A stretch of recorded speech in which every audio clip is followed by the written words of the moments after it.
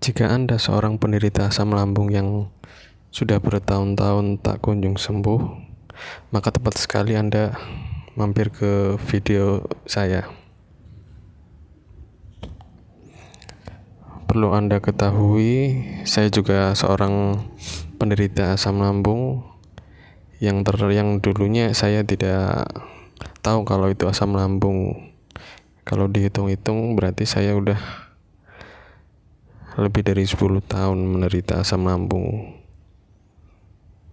Dan untuk sekarang alhamdulillah bisa dikatakan saya sembuh dari asam lambung. Bagaimana caranya? Simak video ini baik-baik sampai selesai. Saya akan berbagi pengalaman untuk Anda.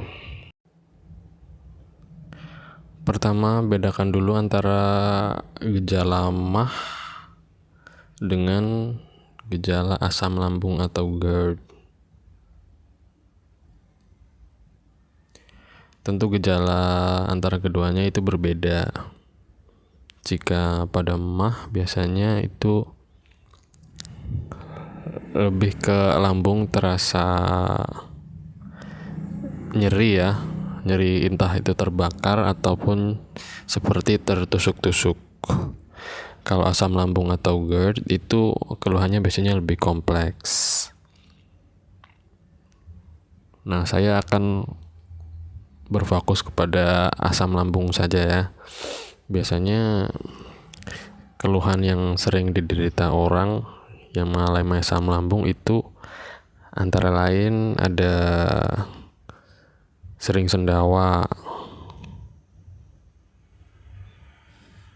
terus tenggorokan terasa sempit, perut begah,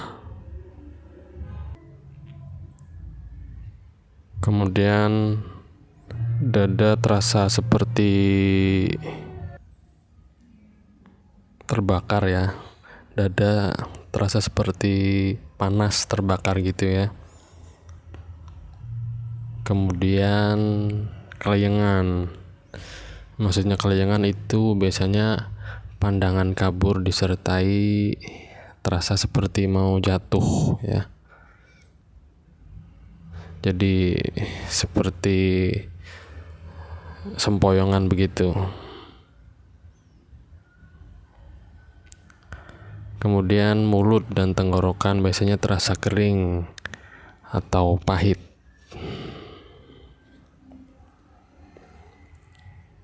Kemudian nafas terasa pendek sampai dengan sesak nafas ya.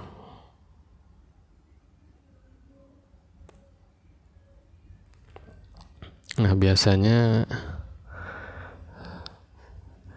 kalau misal Anda punya keluhan sebagian dari yang saya sebutkan tadi, biasanya diikuti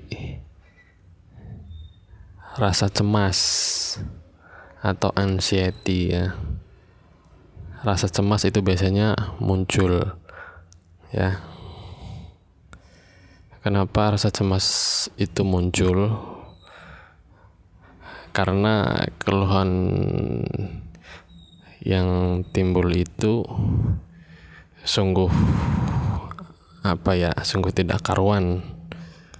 Nah, rasanya seperti mau mati ya, istilah kasarnya gitu. Nah, makanya timbul rasa cemas itu.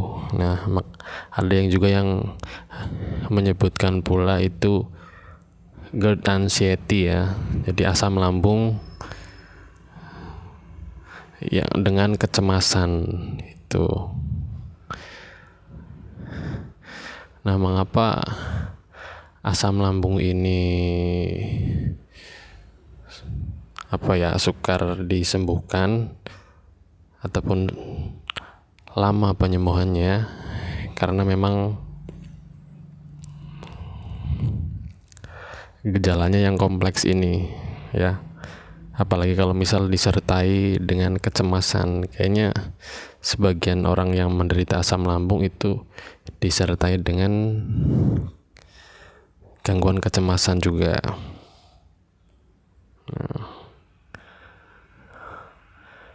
Asam lambung ini kalau menurut medis ya, kenapa bisa terjadi? Karena terganggunya otot LES ini ya. Apa itu otot LES? Otot LES itu singkatannya lower esophageal sphincter. Nah, otot ini berfungsi membuka dan menutup untuk mencegah asam lambung naik ke atas. Otot ini berada di kerongkongan bagian bawah atau esofagus bagian bawah ya, sebelum organ lambung. Nah, kalau misal otot ini kendor, otot ini tidak kuat atau tidak bisa menutup dan membuka dengan seharusnya, maka terjadilah asam lambung naik lagi ke atas. Maka sebenarnya fokus utama penyembuhan asam lambung atau GERD ini ya memperbaiki katup ini, memperbaiki otot pengunci kerongkongan ini, itu tadi memperbaiki otot les ini agar menjadi kuat kembali.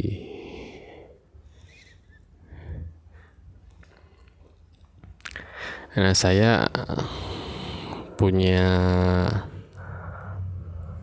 4 cara ya. Ini cara menurut saya sendiri, menurut pengalaman saya sendiri, bisa teman-teman coba di rumah. Oh iya, tadi mohon maaf saya belum menyebutkan, ini biasanya karena asam lambung itu disertai dengan gangguan kecemasan, biasanya timbul jantung itu berdebar-debar ya. Nah, itu kadang biasanya sering tuh kalau misalnya serangan panik atau lagi kambuh asam lambungnya disertai dengan berdebar-debar. Nah, saran saya untuk memastikan itu berdebar-debarnya karena memang asam lambung atau misal ada gangguan di jantung, maka saya sarankan Anda memeriksakan diri dulu kesehatan jantung Anda ya. Nah, kalau misal ternyata hasil pemeriksaan itu jantung Anda sehat, berarti kemungkinan besar emang itu karena asam lambung atau GERD disertai kecemasan itu ya. Jadi saran saya memastikan dulu ke dokter untuk memeriksakan kesehatannya, baik itu jantungnya ataupun yang lain ya. Baiklah, saya langsung saja. Saya punya 4 cara bagaimana saya bisa sembuh dari asam lambung atau GERD ini menurut pengalaman saya pribadi. Ada 4 tahap ya. Yang pertama itu caranya adalah membawa pikiran positif ke alam bawah sadar. Yang tahap kedua itu adalah ramuan herbal. Tahap ketiga itu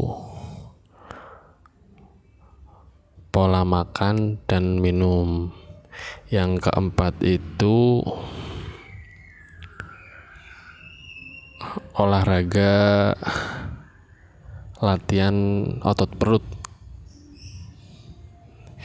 atau latihan otot diafragma ya, latihan nafas perut atau latihan otot diafragma. Nah, itu tadi 4 cara itu. Karena penjelasannya agak panjang masing-masing itemnya, jadi videonya saya pisah ke video yang lain ya, di part 2. Oke, silahkan teman-teman tonton part 2 nya, linknya ada di deskripsi ya, di bawah. Oke, untuk video yang part 1 mungkin sekian dulu. Silahkan kalian tonton part 2 nya. Jangan lupa